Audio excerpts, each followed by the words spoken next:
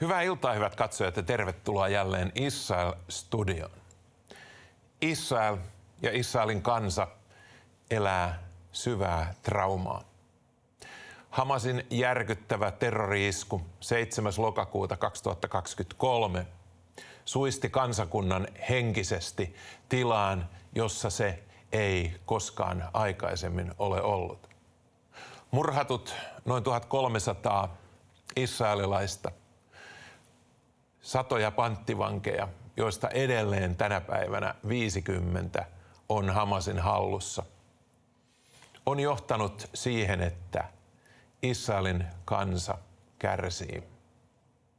Puolella kansakunnasta on virallisesti todettu olevan vakavia uniongelmia.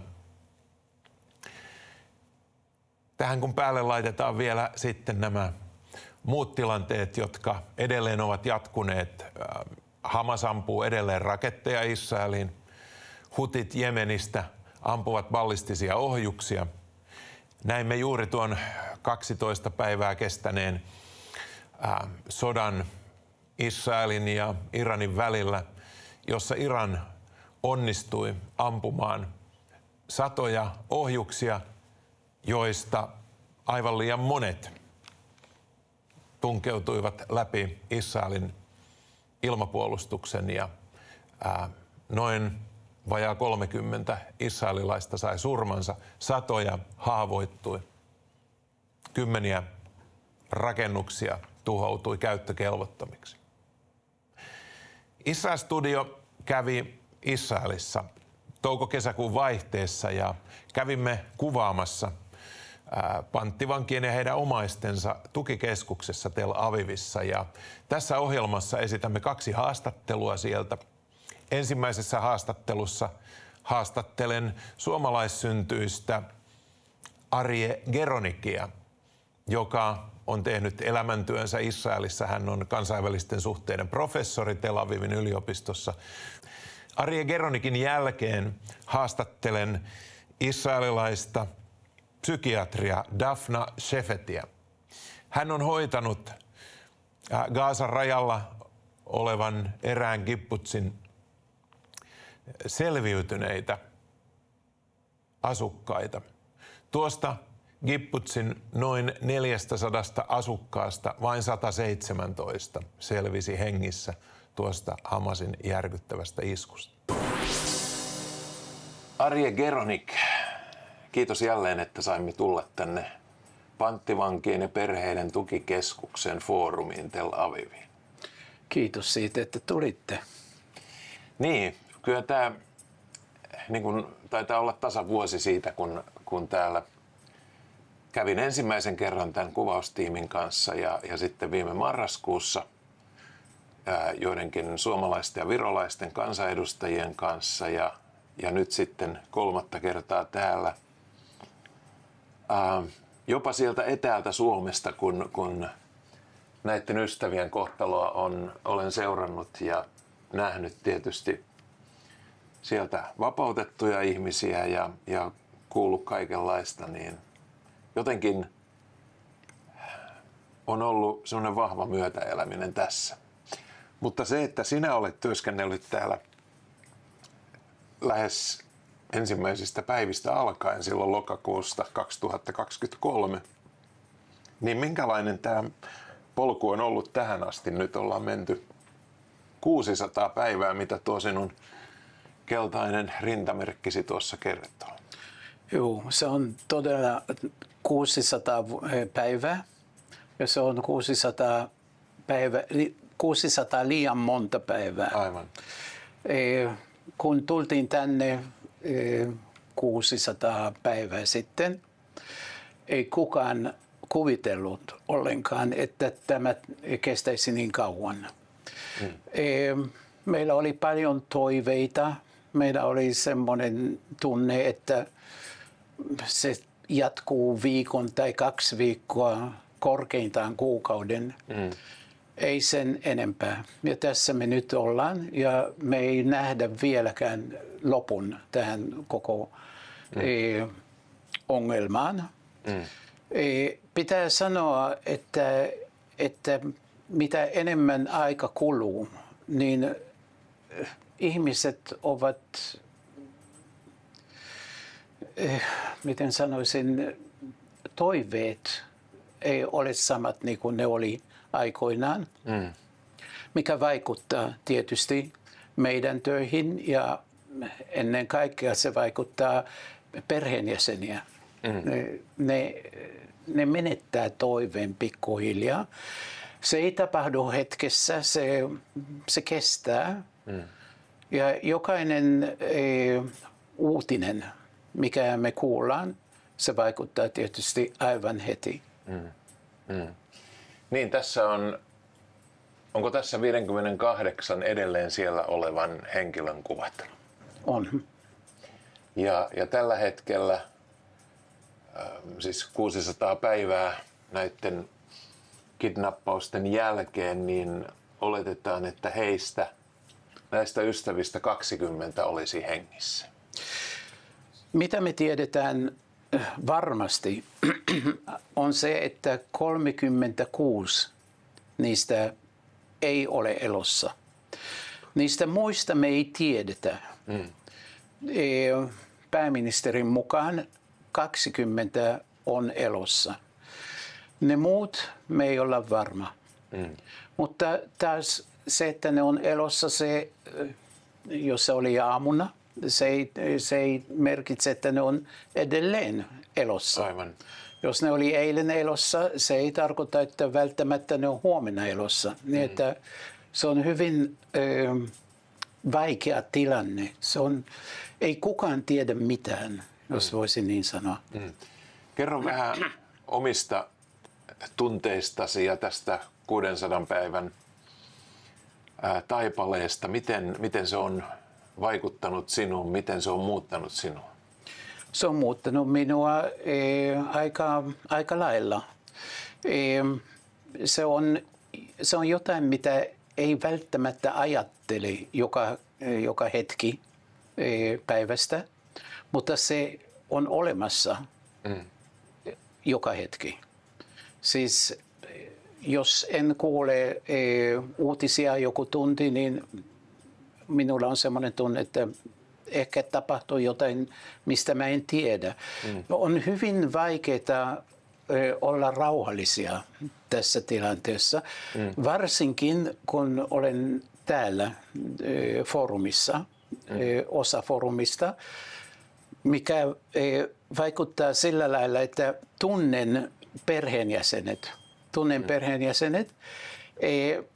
Ja se antaa semmoisen tunteen, että noi, jotka ovat tällä hetkellä kuvia seinällä, ne on kaikki meidän veljet ja siskot. Siis siitä huolimatta, että me ei tunneta niitä, me tunnetaan niitä. Ja me tiedän kaiken niistä. Voin kertoa, että ennen tätä haastattelua olin alhaalla täällä ja tapasin ensimmäisen kerran Yair Horn, joka on yksi 2 veljestä, jotka oli Gazassa. Hän pääsi kotiin ja hänen veli, joka on tuossa reunassa, Eitan Horn, hän jäi sinne. Ei kukaan muuten tiedä, jos hän elää nykyisin tai ei. Kun mä näin hänet alhaalla muutama minuutti sitten, minulla oli sellainen tunne, että tässä on mun veli. Se vaikuttaa myös sillä lähellä. Eli jokainen uutinen, mikä me saadaan, jos ilmoitetaan, että tuli uutisia siitä, että joku kuoli, joku ei ole elossa. Se on sama tunne, että perheenjäsen kuoli. Aivan niin. Ja luulen, että se ei johdu ainoastaan siitä, että olen täällä foorumissa.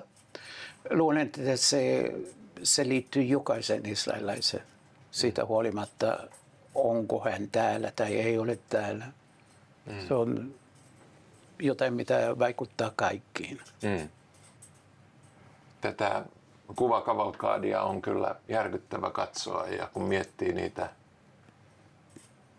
pääasiassa nuoria ihmisiä ja sitä, mikä heillä olisi ollut edessä. Voin osittain samastua siihen, mitä te täällä tunnette, mutta vain pieneltä osin, koska se yhteisöllinen läsnäolo, näiden panttivankien läsnäolo teidän päivittäisessä elämässä, varsinkin teidän vapaaehtoisten suhteen, niin kun näitä, ehkä tuletko päivittäin tänne vai muutamana päivänä viikossa, mutta kun aina näihin törmää, niin kyllä se vetää hiljaiseksi.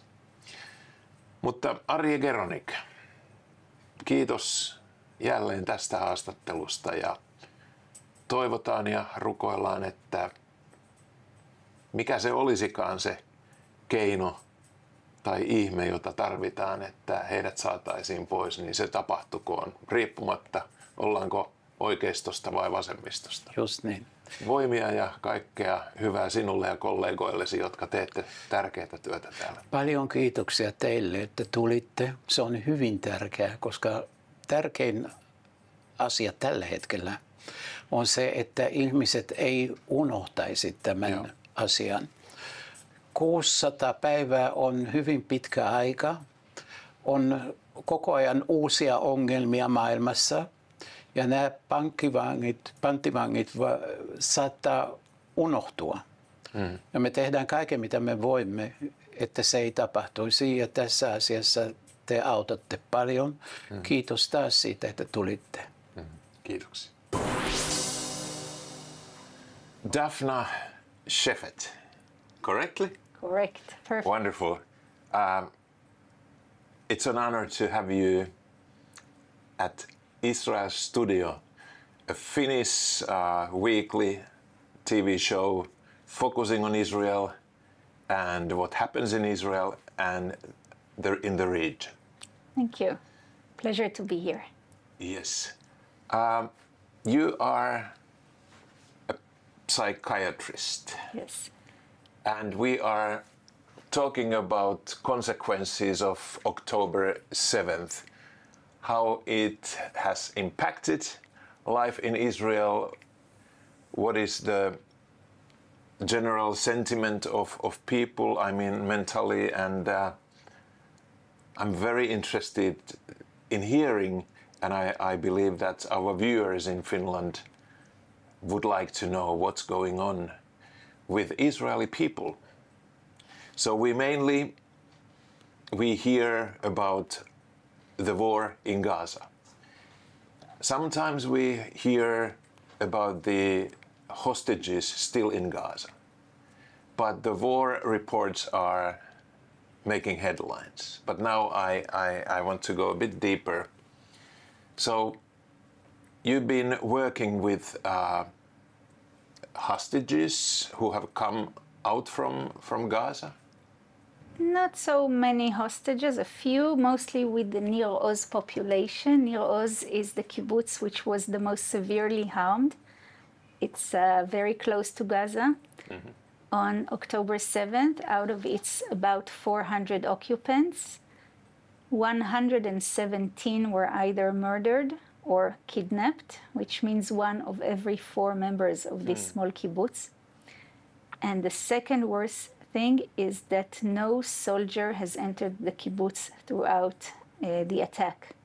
The first soldier came about an hour after the last Nukhba terrorist left.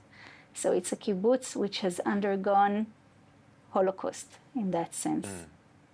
Holocaust and betrayal.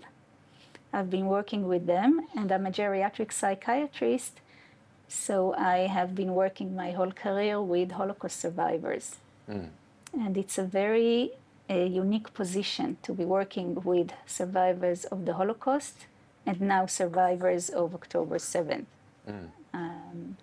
Are they similar to work with? Well, very different, especially since 8 years have passed since the Holocaust. But in a sense, it makes it even stronger because I know for a fact that people can recover from the worst tragedies. I treat Holocaust patients who have lost their entire families and their communities and yet came to Israel, sometimes alone, and built here this country. They married, they had families, they had careers, and despite some post-traumatic symptoms, they've also had a lot of happiness and good moments. So knowing that, embodying that, when I go to Nir Oz and treat them, I can fully tell them that recovery is possible. However, I must say that the biggest difference is that the Holocaust has ended. But so long as the hostages are still in Gaza and so long as the war continues, the tragedy still happens and no recovery is possible, not until the closure. That's really important to understand. Right. How soon after the attack you started to work on that kibbutz? Almost immediately. I think it was 5 days after the attack, I saw my first patients from Nir Oz. As it happens, one of them was a Holocaust survivor, an 80 and a bit Holocaust survivor who survived the Holocaust and now survived Nir Oz. I went to treat her. I was honored, but also very fearful. I didn't know what I would hear. I didn't know how she would be, and I didn't know if I can help her. And I came to see her, and her story was quite incredible. I was asked to come because her husband has dementia. And after the attack, he was extremely confused, and they came to the Tel Aviv area instead of to Eilat, where all the Nir Oz occupants went. And they asked for a geriatric psychiatrist. And I came to see them, and she told me the most amazing survival story. They were together with the granddaughter and her husband, who were staying with them because it was holidays. And on the morning of the attack, 6:29, sirens go off. They go to the safe room, but the sirens continue and continue, which is not usual. And the husband with dementia becomes extremely confused, and they cannot keep him in the safe house, in the safe room. He goes in, he goes out, he gets dressed, he's looking for the car keys.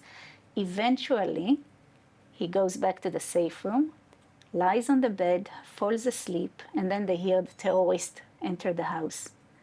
They don't know what to do, so they close the window so the safe room is dark. They cover him in a blanket. The granddaughter and the grandmother go hide under the beds, and the husband of the granddaughter hides behind the door. And then the terrorist comes in, and two miracles happen. First of all, he tries the light switch, and it doesn't work. First time ever, the light did not work. And the second, despite having some light coming from the outside, he doesn't see the person sleeping on the bed covered. And he yells in Arabic, "No one's here," closes the door.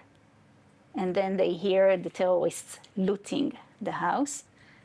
After a while, they hear them getting out. Everyone finally takes a breath. And then the terrorists burn the house, try to burn the house down. And then the story goes on and on about how they open the window eventually and they try to escape. And you can imagine two 80-year-olds, one of them with dementia, trying to escape through the window. But the more they told the stories, the more at home I felt. Because I said, I know these stories. These are exactly the Holocaust stories I've heard from dozens of survivors I've treated, of miraculous savings, of pogrom, of how by chance you were saved because the light switch didn't work, because someone didn't see you. And that made me understand the similarities between the events. It's interesting that Holocaust survivors I treat regularly, of course, they were devastated by the event. A lot of them became dissociated, had sudden post-traumatic meltdown. For example, I had one patient who, on the morning of October 7th, opened the television, saw the news, and went downstairs to look for a church to be baptized in, because that's how she was saved in Hungary 80-something years ago. But those Holocaust survivors were very upset that people compared the Holocaust to October 7th, because they said the Holocaust was 6 years. And October 7th is a terrible, devastating, horrific event, but it's time limited. It's like a pogrom. That was on October 7th. I have to say that by now, 600 days after the attack, as for the hostages, this is Holocaust. Because we know that they are going very similar things and sometimes worse. They're intentionally starved. They are all malnourished. They're abused. They're chained. They have not seen daylight for 600 years. They're being tortured. They're being terrible, terrible stories. So on that part, this is the Holocaust for them. Right. If we talk about residents in that kibbutz near Oz, so where or are all the survivors treated as patients, or how different they may be? What do you mean? I mean that's so those who survived October 7th, are they, from your point of view, are they all seen and regarded as patients, or how they differ? Not all of them came to see me.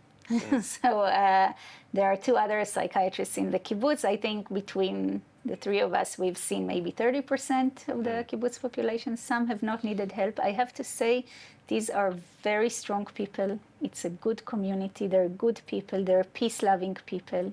Some of them have a very strong egos. They are strong people, very impressive.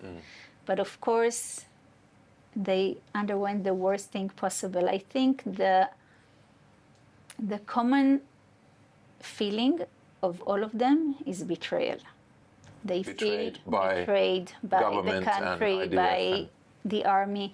You have to understand that in Israel, the contract between the people and the government is very different. In Finland, in Europe, the contract is we pay taxes, you give us education, health. In Israel, we pay blood, and you give us security. And they failed. We send our children to the army, we go to the army ourselves, we risk our lives. My uncle was killed in the war. We expect the country in return to protect us, and they feel the country has failed to protect them. So in that sense, this betrayal is very, very strong.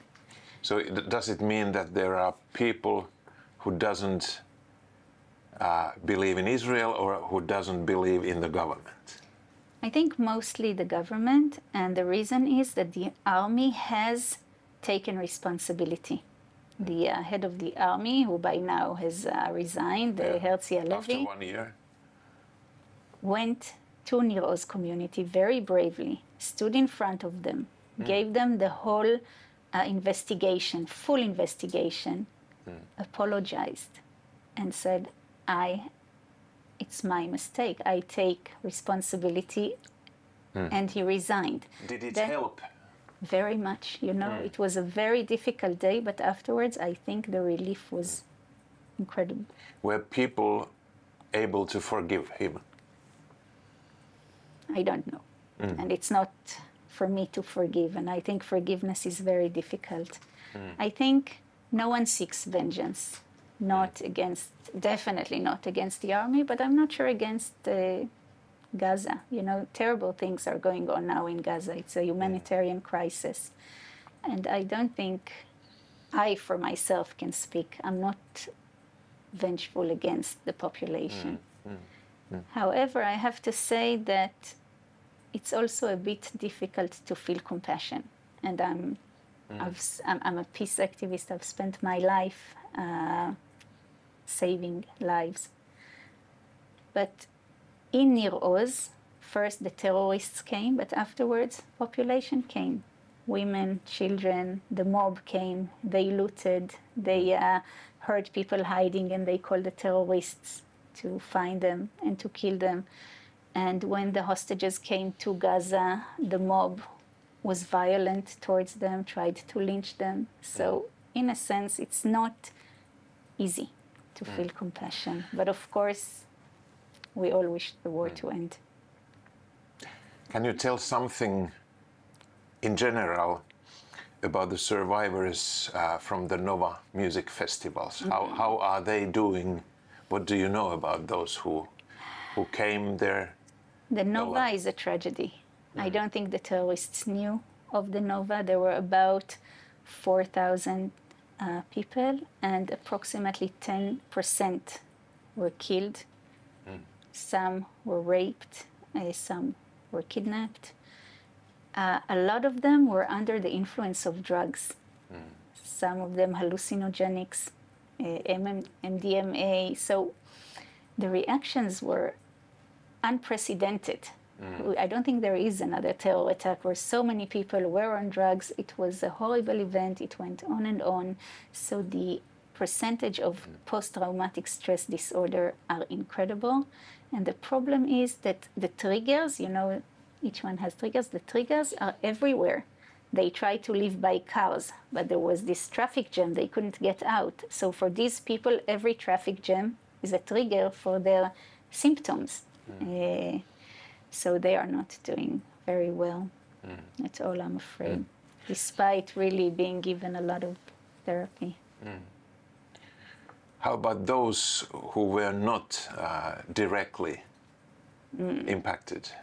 Everyone were directly impacted, in a sense. I think Israel will never be the same country. I think so everyone. The whole country is in trauma?